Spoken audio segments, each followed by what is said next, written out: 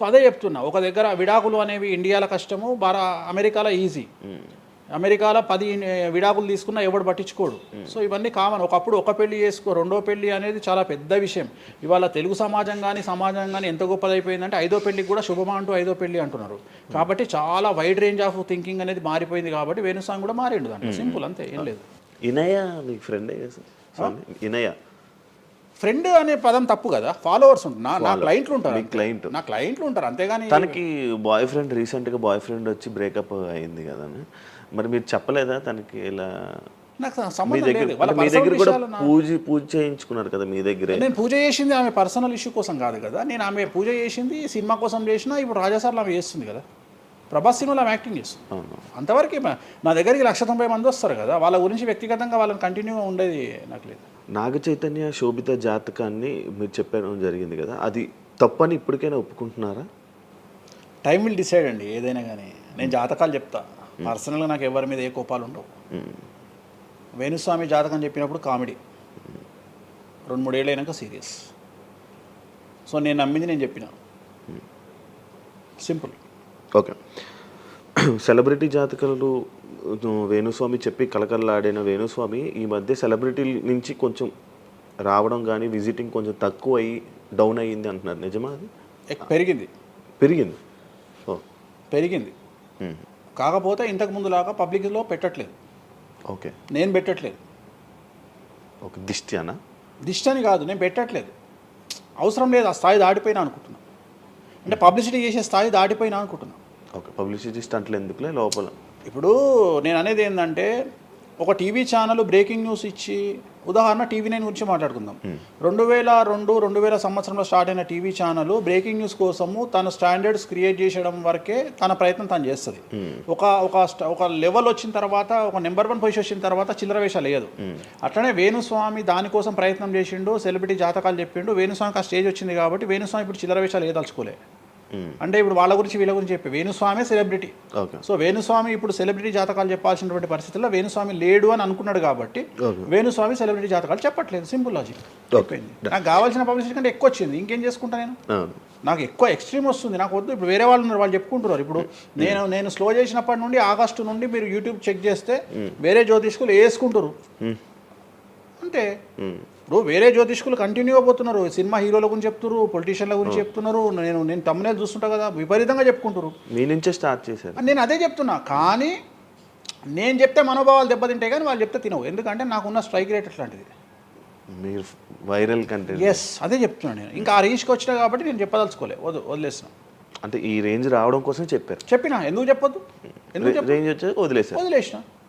మళ్ళీ ఇప్పుడు చెప్పే ఆలోచన లేదు, ఇప్పుడైతే లేదు, ఫ్యూచర్లో ఇప్పుడైతే లేదు. నా జాతకం మారి మళ్ళీ నాకు చిమ అంటే చెప్తా. మీ జాతకం ఎప్పుడు మారిపోతుంది? మారింది, ఆల్రెడీ మారింది, మళ్ళీ మారుతుంటది కదా. ఇప్పుడు ఎలానో ఎవ్రీ ఇయర్ మారుతుంటది కదా జాతకం అనేది. ప్రతి ఇయర్ గురువు మారుతుంటాడు, ప్రతి 2.5 ఏళ్ళకు శని మారుతుంటాడు. సో మారినప్పుడు జాతకాన్ని బేస్ చేసుకొని 12% మన స్వయంకృత అపరాధం ఉంటుంది, 88% జాతకం ఉంటుంది. వేణుస్వామి గారు ఎప్పుడు అంటే లైక్ ఇందాక మాట్లాడుతున్నట్టు హీరోయిన్లు మనం టాలెంట్ ఉన్న వాళ్ళు చేస్తాం. ఎక్కువ వేణుస్వామి దగ్గర చేసుకున్న యాక్టర్స్ అమ్మాయిలే ఎందుకు వచ్చి చేయించుకుంటుంటారు పూజలు వేణుస్వామి గారి దగ్గర? ఒక రాజు కావాలంటే రాజ్యం కావాలి, ఒక రాణి కావాలంటే రాజు ఉంటే సరిపోతుంది. అర్థం కాలేదా? ఒక వ్యక్తి రాజు కావాలంటే రాజ్యాన్ని సంపాదించాలి. రాజ్యాన్ని సంపాదించాలంటే సగం జీవితం సంక నాకిపోతుంది. ఒక వ్యక్తికి అంటే శివ అనే వ్యక్తి ఒక 100 కోట్ల రూపాయలు సంపాదించాలంటే సగం జీవితం సంకనాకిపోతుంది. అవును, రైట్. కానీ శివను పెళ్లి చేసుకోవడానికి ఒక అమ్మాయికి మ్యాక్సిమం 10 మినిట్స్ చాలు. ఎస్, అంటే శివ నచ్చితే చాలు, శివకు అమ్మాయి నచ్చితే చాలు, పని అయిపోయింది. అంటే 10 నిమిషాల్లో ఆ అమ్మాయి 100 కోట్ల వారసురాలు అయిపోయింది. అలాగే 100 కోట్ల అధిపతి కూడా తనకు దక్కిండు. సో అమ్మాయిల డెవలప్మెంట్ అనేది ఎక్స్ట్రీమ్గా ఉంటుంది.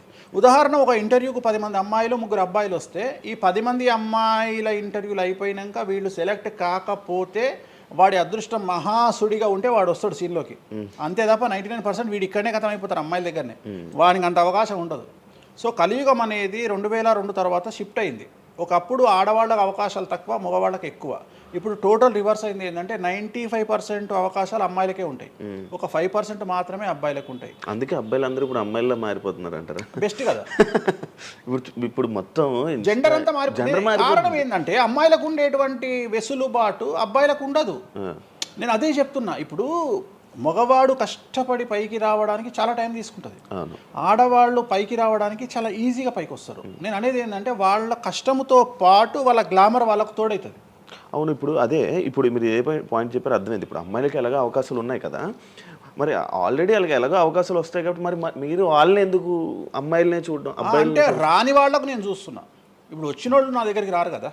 ఓకే. ఇప్పుడు కరోనా వస్తేనే హాస్పిటల్కి పోతాడు, కానీ కరోనా రాకముందే పోయి పండుకోడు కదా హాస్పిటల్లో. సో అట్లనే వేణుస్వామితో పని ఉంటేనే వస్తారు. రెండవది, అమ్మాయిలకు ఉండే వెసులుబాటు ఏంటంటే అబ్బాయిలు కూడా చేసుకుంటారు నా దగ్గర, కానీ అబ్బాయిల డెవలప్మెంట్ అనేది చాలా తక్కువగా ఉంటుంది. ఉదాహరణ, నా దగ్గరికి వచ్చే అమ్మాయిలు ఓన్లీ సినిమా కోసం రారు. చాలామందికి తెలియదు ఈ విషయం. అంటే చాలామంది ఏమనుకుంటారంటే వేణుస్వామి దగ్గరికి వచ్చే అమ్మాయిలు సినిమా కోసమే వస్తారు, రారు. నా దగ్గరికి వచ్చే అమ్మాయిలు ఒక రాజకీయ నాయకురాలిగా, వక్తగా కావాలని వస్తారు. సో పొలిటీషియన్ కావాలని వస్తారు. అన్నిటికంటే ఎంటర్ప్రెన్యూర్ కావాలని వస్తారు. ఒక బోటికో లేకపోతే ఒక గోల్డ్ షాపో ఏదో పెట్టుకొని బిజినెస్ కోసం వస్తారు. సో నా దగ్గరకు వచ్చేటువంటి వాళ్ళల్లో 10 మందిలో ఒకళ్ళు ఇద్దరు సినిమా ఇండస్ట్రీకి సంబంధించిన వాళ్ళు వస్తారు. 8 మంది వేరే వేరే వేరే వేరే వ్యాపారాలకు సంబంధించి చాలా ఉన్నాయి. ఇప్పుడు లైసెన్సింగ్ చేసేవాళ్ళు ఉన్నారు, చాలామంది తెలియదు. ఇప్పుడు ఢిల్లీలో లైసెన్సింగ్ చేసేవాళ్ళు 100 మంది అమ్మాయిలు ఉన్నారు నాకు తెలిసిన వాళ్ళు. అంటే పెద్ద పెద్ద కాంట్రాక్ట్లు ఇప్పించేవాళ్ళు, పెద్ద పెద్ద వాళ్ళు. సో అలాంటి వాళ్ళు నా దగ్గరికి ఎక్కువగా వస్తారు. అంటే నా దగ్గరికి వచ్చేవాళ్ళు ఈ ఉద్యోగాలు చేసుకునే వాళ్ళు, ఇలాంటి వాళ్ళు రారు. నేనేమంటానంటే job is a biggest scam in the world. ప్రపంచంలో ఉద్యోగం అనేది అతిపెద్ద స్కామ్. సో దాన్ని ఇప్పుడు ఒక కోతి ఉంది, ఆ కోతికి మీరు డజన్ అట్టిపళ్ళు ఇవ్వండి, ఒక 2000 రూపాయలు ఇవ్వండి, అది డజన్ అట్టిపళ్ళే తీసుకుంటుంది. కానీ ఈ 2000 రూపాయలతోటి నేను ఒక 10 గెలలు కొనుక్కుంటాననే నాలెడ్జ్ దానికి లేదు. అంటే ఒక రకంగా జాబ్ అనేది ఇచ్చి ఆ వ్యక్తిని మనం మోసం చేయడం. సో జాబ్కి అలవాటు అయిపోయిన వాడు కంఫర్టబుల్ జోన్లోకి వెళ్ళిపోతాడు. సో నేనేం చెప్తా అంటే ఆ జాబు నుండి మనమే 100 జాబులు ఇచ్చే స్థాయికి ఎదగాలి అనే కసి ఉండి అక్కడికి వెళ్ళాలి. ఆ కసి ఉంటేనే పని లేదు. కలియుగంలో కష్టపడి అనే మాట మాట్లాడితే దానంత దరిద్రం ఇంకోటి లేదు. ప్రపంచంలో అతి పెద్దగా ఎక్కువగా కష్టపడేది గాడిది. అది ఈ పాటికి ఎక్కడో ఉండాలి, అది లేదు. రైట్. సో మనం కష్టపడడం కాదు, బ్రెయిన్తో పని చేయాలి. కష్టంతో పాటు బుర్ర ఉండాలి. కష్టం అనేది పనిచేయదు. నేను ఏమంటున్నానంటే ఈ ప్రపంచంలో బాగా కష్టపడేటువంటి మనిషి డ్రైనేజీలోకి దిగి పనిచేసేటువంటి సేవకుడు. సో ఆయన పడే కష్టానికి పర్ డే 10 లక్షలు ఇచ్చినా తక్కువనే, కానీ మనం ఆయనకి అట్లా ఇవ్వట్లా. అంటే ఇక్కడ బ్రెయిన్తో పనిచేసే వాడికే డబ్బు మిగులుతుంది. నేను మాట్లాడేది బ్రెయిన్తో. కానీ అమ్మాయిలకు బ్రెయిన్ కంటే కూడా వాళ్ళ అందముతో పనిచేస్తే డబ్బులు దొరుకుతాయి.